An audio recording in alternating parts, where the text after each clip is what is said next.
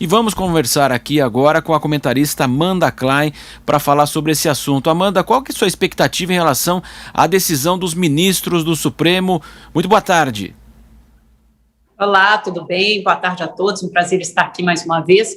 Olha, a expectativa é que seja uma vitória acachapante da maioria do Supremo, que já havia definido no ano passado que prefeitos e governadores, estados e municípios têm autonomia para impor medidas restritivas e deve referendar novamente essa decisão hoje. Então, a expectativa aí nos bastidores entre ministros do Supremo é que provavelmente será uma derrota de 10-1 contra o ministro Cássio Nunes, que deve ficar isolado nessa questão. Lembrando aí que o Supremo, esse julgamento fez-se necessário, pelo Pleno do Supremo, depois de decisões contrastantes, decisões divergentes do ministro Cássio Nunes, que autorizou a celebração de missas e cultos presenciais na Páscoa, no domingo, essa decisão foi tomada sábado à noite, e depois, na segunda-feira, o ministro Gilmar Mendes tomou uma decisão acerca do mesmo tema, mas em sentido contrário. Então, agora, o Pleno do Supremo será encarregado de determinar, mais uma vez, se estados e municípios têm ou não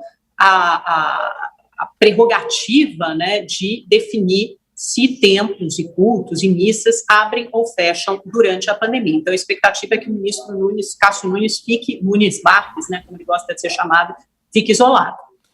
E na sustentação do advogado-geral da União, André Mendonça, ele fez uma comparação das igrejas com o funcionamento dos supermercados. Então, de fato, aí é uma questão da postura do próprio governo em relação ao que é essencial ou não na pandemia, né, Amanda?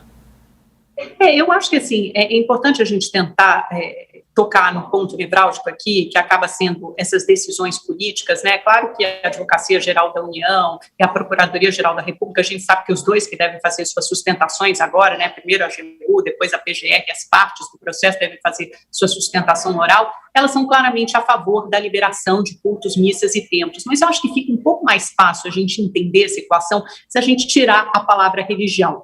Então, o que está em jogo aqui é se atividades que promovem algum tipo de reunião, de congregação entre pessoas, de aglomeração, podem ser permitidas no auge da pandemia, no momento mais cruel da pandemia, em que mais de 4 mil brasileiros morreram nas últimas 24 horas, em que a gente tem 21 estados com mais de 90% das UTIs ocupadas. Então, é razoável que, neste momento, a gente permita o funcionamento de qualquer tipo de evento religioso ou de educação ou na área do trabalho que permita a formação dessas reuniões, dessas aglomerações.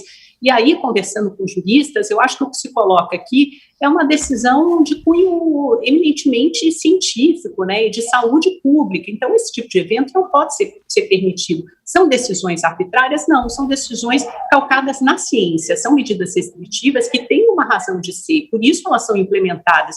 Isso fere a liberdade religiosa, que é outra questão, que é levantada pelo advogado-geral da União, provavelmente pelo procurador-geral da República? Também não. Nenhum brasileiro está sendo impedido de professar sua fé, sua crença, de transmitir a palavra, de transmitir uma mensagem. Nenhum brasileiro está sendo discriminado em função da sua crença ou religião. Nenhuma religião que se pratica no Brasil está recebendo punições ou medidas restritivas mais severas do que a outra. Nenhuma religião está sendo prejudicada em detrimento de outra. Então, essas questões que serão colocadas, provavelmente, e serão levantadas nesse julgamento.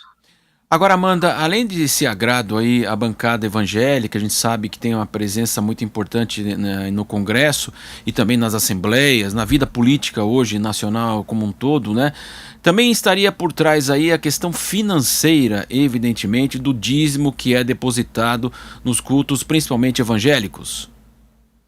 A gente sabe que isso fica prejudicado, obviamente, se você não tem as celebrações presenciais de missas e cultos, lógico, você pode contribuir online ou de outras formas, mas essa parte, digamos, comercial ou financeira das igrejas e dos templos, que é legítima também, É legítimo que na missa você passe recolhendo algum tipo de doação dos fiéis. Isso acontece em muitas religiões, então não se trata nem de discriminar como qualquer outra atividade comercial.